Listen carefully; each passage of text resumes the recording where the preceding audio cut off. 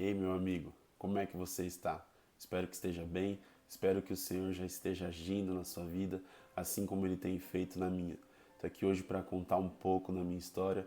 Meu nome é Gustavo, eu tenho 25 anos de idade e hoje eu tenho o prazer de servir na Igreja Senag, aqui na Zona Sul de São Paulo.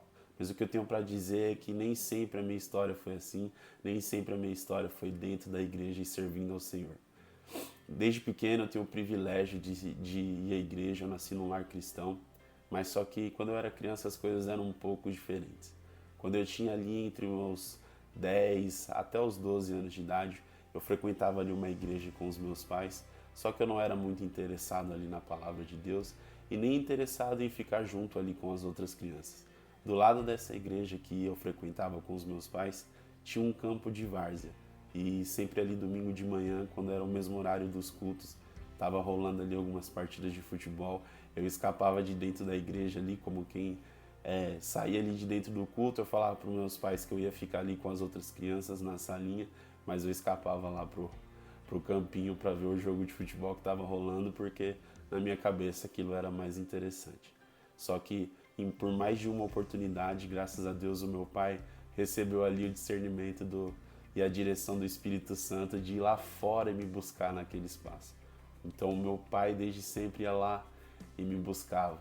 E por conta desse meu mau comportamento, eu perdi o privilégio de poder escolher ali ficar com as crianças. E o meu pai falou: não, agora você vai ficar aqui dentro do culto, ouvindo as mensagens junto com os adultos. Graças a Deus aquilo me fez muito bem. Outro fato muito interessante é que eu era uma criança, desde sempre eu fui um pouco estranho, um pouco esquisitinho das ideias. Eu tinha ali crises existenciais pensando na criação, pensando no universo, pensando, meu Deus, quem criou todas essas coisas? Por que eu existo? Por que os meus pais existem? Da onde que nós viemos e para onde nós estamos indo? Esses pensamentos me tomavam, me deixavam muito angustiados, muito ansiosos.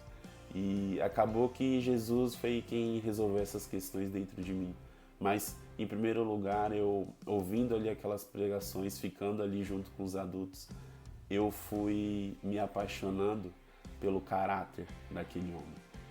Me apaixonando pela figura de Jesus como um homem bondoso, um homem justo, um homem que não cometia pecados, mas que, mesmo assim, por amor, ele se entregou para salvar os amigos dele, para salvar todo mundo que ele amava e salvar a nós.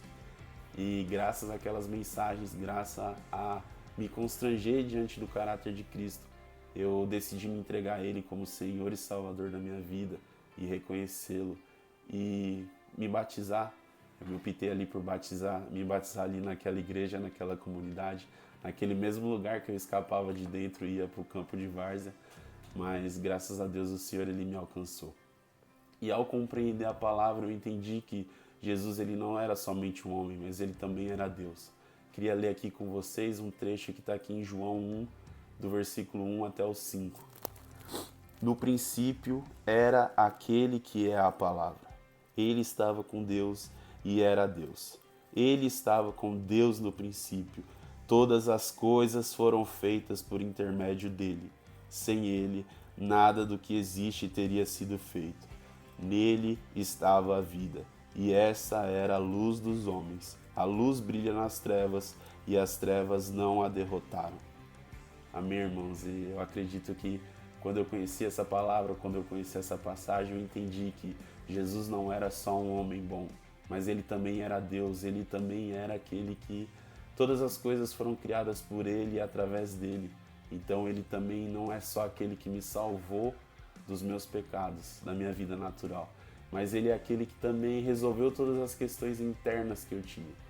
Porque quando eu entendi que Jesus também era Deus, aquelas crises existenciais daquele menino sanaram, aquelas crises deixaram de existir, porque em mim existiu a paz da compreensão, de entender que todas as coisas existem por causa de Jesus.